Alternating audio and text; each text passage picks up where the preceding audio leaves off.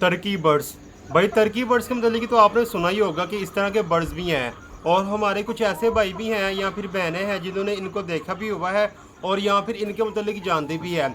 लेकिन कुछ ऐसे लोग हैं जो इनके मतलब नहीं जानते। भाई उन्हीं को आज मैं इस वीडियो के अंदर बताने वाला हूँ कि अगर वो ना कोई कारोबार करना शुरू करते हैं, अगर उनके पास भाई 50 से 1 लाख है, तो भाई इस तरह का वो चाहते हैं कि हम पोल्ट्री फार्म खोलें, तो भाई पोल्ट्री फार्म ना खोलें बल्कि इस बर्ड्स का कारोबार शुरू कर लें।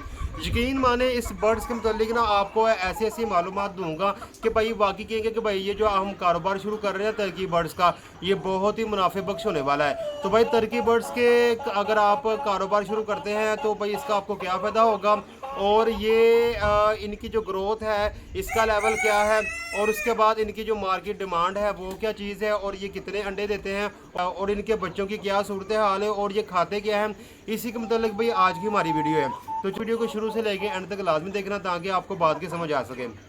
अस्सलाम वालेकुम, वेलकम टू माय चैनल। मैं हूं मोहम्मद कासम भट्टी। मेरे पीछे मेरा हलालजू। तो हलालजू के अंदर आज कौन सी इन्फॉर्मेशन है, चलें जी शुरू करते हैं।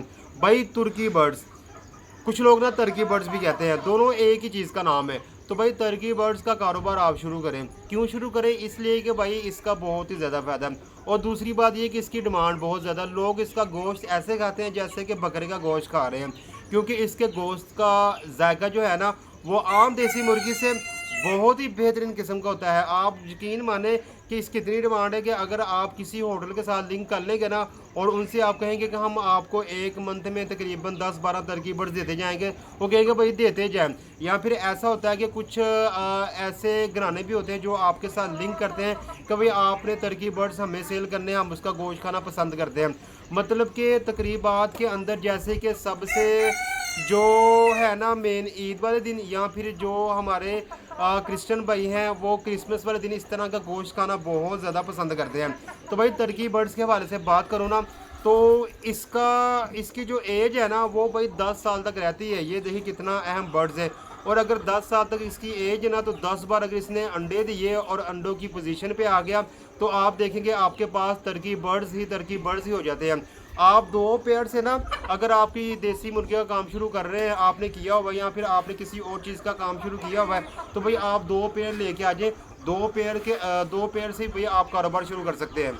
और अगर आपने 2 पेयर नहीं खरीदने और अगर आपको ये इन्फॉर्मेशन मिलती है कि भाई इसका बहुत ज़्यादा फ़ायदा, तो आप ज़्यादा भी लेके आ सकते हैं। तो भाई सबसे पहले मैं बात करूं कि टर्की बर्ड्स के वेट की। एक जो टर्की बर्ड्स का ना नर होता है ना, उसका वज़न 8 से 10 किलो तक पहुंच जाता है। ये जो सारा वज़न है ये तकरीबन 6 मंथ के अंदर होता है। और इसी से अंदाज़ा लगाएं कि अगर 1 किलो आप 1000 रुपये में सेल कर रहे हैं, तो भाई एक टर्की बर्ड्स ना कम से कम 10,000 में सेल होगा, अगर कोई शौकीन आपको पड़ जाए तो 6 मंथ बाद आप उसको सेल करेंगे, 10,000 का आपका बिक जाएगा। और जो टर्की बर्ड्स की मादा है ना, उसका वज़न भाई 6 से 8 किलो तक पहुंच जाता है 6 मंथ के अंदर। और इस तरीके से भाई इनकी अंडे देने की जो सूरत हाल है ना, ये अंडे ना असल में अगर इनको आप फीड ना खिलाएं तो इनका जो अंडे देने का सीज़न होता है वो बाहर में होता है, जैसे कि मार्च के महीने में शुरू होता है और जून तक चलता है। अगर आप इनको फीड दी तो ये मुसलसल अंडे भी दे सकते हैं। भाई अगर ये खुद ही नेचुरली तौर पे अंडे दे, यानी कि मेल के मिलाप से, तो भाई ये साल में 120 से 100 अंडे दे सकते हैं। और अगर आप इनको फीड दे रहे हैं तो भाई ये इससे ऊपर भी अंडे दे सकते हैं। तो भाई इनके जो अंडे हैं वो तकरीबन यूँ कहें कि 300 से ऊपर सेल होता है, क्योंकि इसके अंडे का जो वज़न है वो तकरीबन 100 ग्राम तक होता है। और इसी तरीके से अगर हम बात करें भाई इनके बच्चों के मुतालिक कि अगर आपने अंडों से बच्चे निकाले, तो भाई ये जो बर्ड्स है ना अपने अंडों के ऊपर बैठ भी जाते हैं।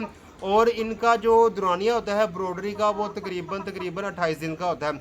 अगर आपने इनक्यूबेटर के अंदर रख रहे हैं तब भी ये 28 दिन बाद ही बच्चे निकलेंगे।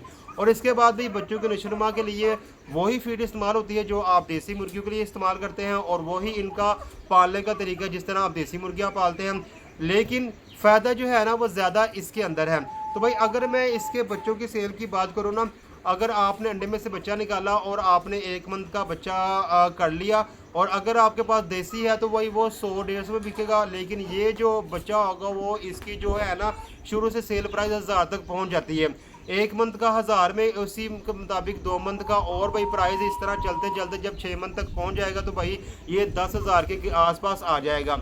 तो भाई ये जो तुर्की बर्ड्स है ना, एक तरह कारोबार के लिहाज से तो बहुत ही अहम है। और अगर मैं आपको इसकी खूबसूरती की बात करूं तो भाई अगर वैसे शौक के तौर पे आपने घर के अंदर रखना तो भाई और भी ज़्यादा बेहतर है, क्योंकि इनके घर के अंदर रहने से ना एक तरह का ना खूबसूरती का माहौल पैदा होता है। इसके अलावा अगर मैं बात करूँ इनको रखने का तरीका, तो भाई इनको रखने के लिए आपको बेहतरीन किस्म का एहतमाम करना पड़ता है, क्योंकि ये बर्ड्स ऐसे होते हैं इनको बीमारी बहुत जल्द लगती है।